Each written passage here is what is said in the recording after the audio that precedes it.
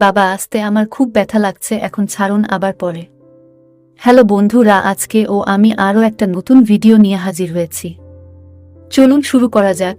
এই গল্পটা আমার আর আমার মেয়ের গোপন কাহিনী। সেক্স যে কত ভয়ানক একটি বিষয় তাও হয়তো সকলের জানা। তেমনি এক গোপন কাহিনী আজ বলছি, বিশ্বাস করা না করা আপনাদের উপর। আমি রাকিব, বয়স 40, আমার বউ তানিয়া, বয়স 30, আর আমার মেয়ে রিয়া, বয়স 22 বছর। মেয়ের বিয়ে হয়েছে প্রায় 1 থেকে 2 বছর আগে। আমি শহরে ব্যবসা করি, প্রায় 10 থেকে 15 বছর হয়েছে। এর আগে বাহিরে ছিলাম বেশ কিছুদিন। আমার বউ তানিয়া আর আমার সেক্স জীবন ভালোই কেটেছিল যতদিন আমরা কাছাকাছি ছিলাম। সংসার জীবনে আমি কখনো চাহিদার অভাব ফিল করিনি। এরপর দেশে একেবারে চলে আসলাম। আমার বউয়ের শরীর বেশিরভাগই খারাপ থাকতো বলে দেশে আসার পর বেকার না থেকে শহরে ব্যবসা শুরু করলাম। তাই সপ্তাহে 4-5 দিন শহরে থাকতে হতো, আর একা বলে এক রুমের একটা রুম ভাড়া নিয়ে সেখানে থাকতাম। এভাবে কিছু দিন চলার পর খেয়াল করলাম আমার বউয়ের চাহিদা কমে যাচ্ছে, সে আর আগ্রহী না। এর কিছুদিন পর আমার মেয়ে ওর শ্বশুর বাড়ি থেকে ঝগড়া করে একেবারে চলে আসলো। রিয়ার শ্বশুর বাড়ি ছিল আমাদেরই গ্রামে। আমি বিদেশে থাকা অবস্থায় রিয়া প্রেম করে বিয়ে করে। ছেলে ও ছেলের বাড়ির অবস্থা ভালো বলে আমরা মেনে নিয়েছিলাম। ছেলের ফ্যামিলিও মেনে নিয়েছিল, কিন্তু শাশুড়ির সাথে তেমন বনিবনা ছিল না, সব বিষয়ে দোষ খুঁজত। রিয়ার স্বামীও বিয়ের পর থেকে বিদেশে থাকে, ওখানে কাজ করে।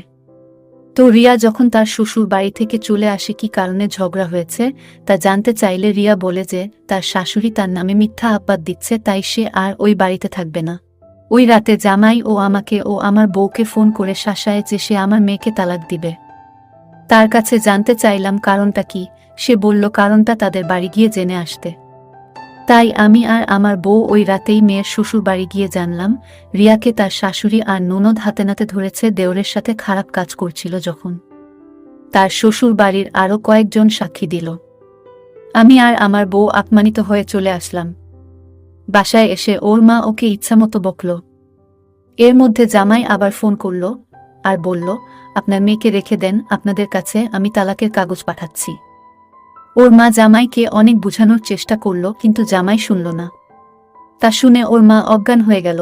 তার মাথায় পানি ঢেলে তাকে স্বাভাবিক করলাম। মেয়ে আমাদের বাসায় রইল।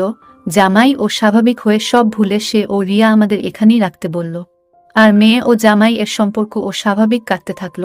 রিয়া তার স্বামীর সাথে রাতে কথা বলে। আমি তা জানি, আর আমি 4-5 দিন শহরে থাকি বলে জানি না কয়টা পর্যন্ত কথা বলে। একদিন আমি শহর থেকে বাড়ি এসেছি, এসে খাওয়া দাওয়া করে ঘুমিয়ে পড়ছি। হঠাৎ মাঝরাতে ঘুম ভেঙে গেল, তাই বারান্দায় এসে সিগারেট খাচ্ছি।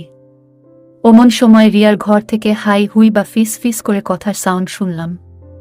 ওর রুমের দরজার কাছে কান পাতলাম আর শুনলাম মেয়ে ঘরের ভেতর একটা ছেলের সাথে কথা বলছে। আমি মেয়েকে ডাকলাম, আমার ডাকে ছেলেটি পালিয়ে গেল, আর রিয়া ভয়ে থতমত খেয়ে দরজা খুলল। আমি মেয়ের ঘরে ঢুকে বাতি জ্বালালাম। বাতি জ্বালিয়ে মেয়েকে দেখে বুঝতে আর কিছু বাকি রইল না। মেয়েকে জিজ্ঞেস করলাম ঘরে কে এসেছিল। ও বলল, কই কেউ না তো। আমি বললাম, মিথ্যে বলছিস আমার কাছে। আমি সব শুনেছি, তুই কি ভালো হবি না। আমি বললাম সকালে এর বিচার হবে, বলে চলে আসলাম। পরের দিন ছেলেটাকে ইচ্ছা মতো শাসালাম, সে পায়ে ধরে মাপ চাইল আর বলল আমি এখান থেকে চলে যাব। 2 দিনে ছেলেটি এ এলাকা ছেড়ে চলে গেল। ওই রাতে আমার মাথা বেশ গরম হয়ে গিয়েছিল। প্রথমে মেয়েকে মারতে মন চাইছিল, কিন্তু পরে ভাবলাম মেয়ে বড়, তাই ওকে বুঝাইয়ে বলতে হবে। এরপর হঠাৎ কি হলো, মেয়ের এলোমেলো অবস্থায় থাকা দৃশ্যটা চোখে ভেসে উঠল। আর একটা জিনিস আমার মাথায় তখন খারাপ চিন্তা বেড়ে গেল। ভাগ্যের কি লিখন, ওই রাতে আমার বউ অসুস্থ হয়ে পড়ে। পরে শহরে এনে ডাক্তার দেখালে ডাক্তার রাতে তার সাথে শুতে নিষেধ করে। আমি কিছু দিনের মধ্যে আমার চাহিদা টের পেলাম।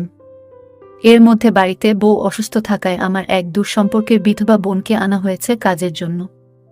আর সে বোনের সাথে আমার ভাব হয়ে যায়। সে বারান্দার কেবিনে একা ঘুমাতো, তাই এক রাতে তার সাথে খারাপ কাজ করলাম। একদিন মেয়ের কাছে ধরা পড়ে গেলাম। এরপর সে বোনকে বিদায় করে দেওয়া হলো। এরপর একদিন শহরে আমি একা শুয়ে আছি, তখন রাত 10টা বাজে। আমার মেয়ের জামাই আমাকে ফোন দিল।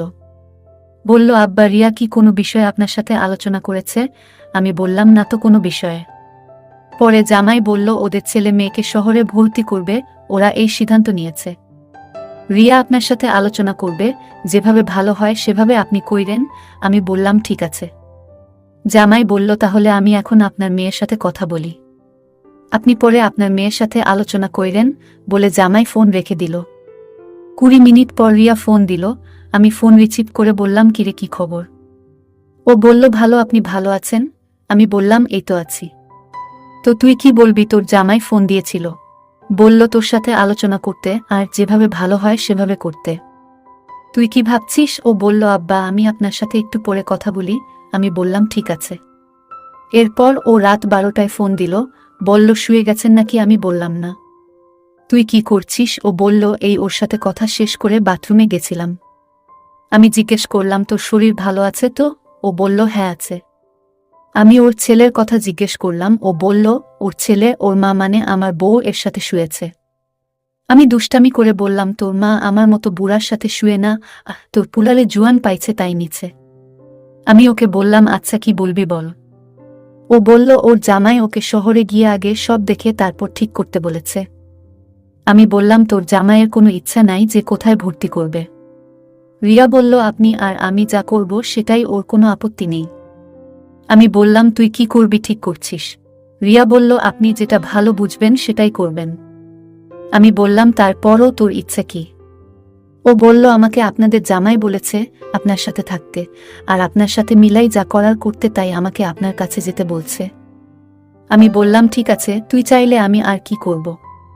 তো তোর মা শরীর ভালো তো? ও বলল হ্যাঁ ভালো।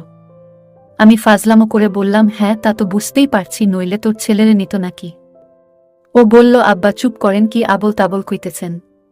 রিয়া বলল আপনার জন্যই তো মা অসুস্থ, আপনি ওই দিন অমন করছেন দেখা মার আজ ওই অবস্থা। আমি রিয়াকে বললাম তুই জানলি কি করে? তোর মা কি তোকে বলছে? ও বলল না। আমি আবার জিজ্ঞেস করলাম তাহলে? ও বলল থাক এসব। আমি বললাম না তোকে বলতেই হবে, নইলে আমি আর তোর সাথে কথা বলবো না, আর তোদের কোনো বিষয় আমি নেই। ও বলল কেন না বললে আমার উপর রাগ করবে। আমি বললাম তুই আমাকে সব কথা বলিস, কিন্তু এই কথাটা বলবি না কেন? আমি বললাম তুই যা মনে করছিস কর, কিন্তু আমি ভীষণ রেগে আছি না শোনা পর্যন্ত। রিয়া বলল যদি সব করি তাহলে বলবো, আর যদি সব না করি তাহলে বলবো না। ও বলল আমার মা আমার ছেলের নিচে তাই কষ্ট, তাহলে আপনিও নেন। আমি বললাম দে। ও বলল আমি কেন দিব, তুমি নিয়ে নেন। আমি বললাম কাকে নিব?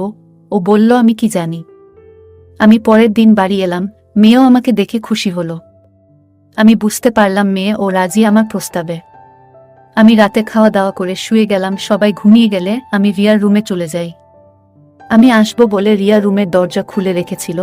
আমাকে দেখে ও খুব খুশি হলো। তারপর আমি ওর চাহিদা মেটালাম আর ও আমার চাহিদা মেটালো।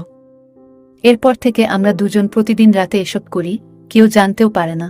যাই হোক, আজকের ভিডিওটি এই পর্যন্ত।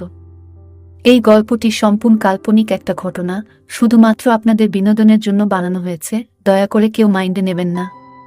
যদি আমাদের ভিডিওগুলি ভালো লাগে তাহলে লাইক, কমেন্ট এবং শেয়ার করুন, আর সবার আগে ভিডিও পেতে আমাদের চ্যানেলটাকে সাবস্ক্রাইব করুন।